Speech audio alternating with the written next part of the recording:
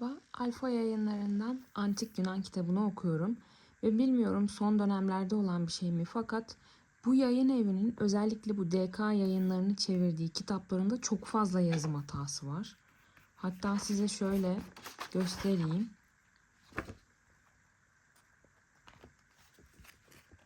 İki tane buldum.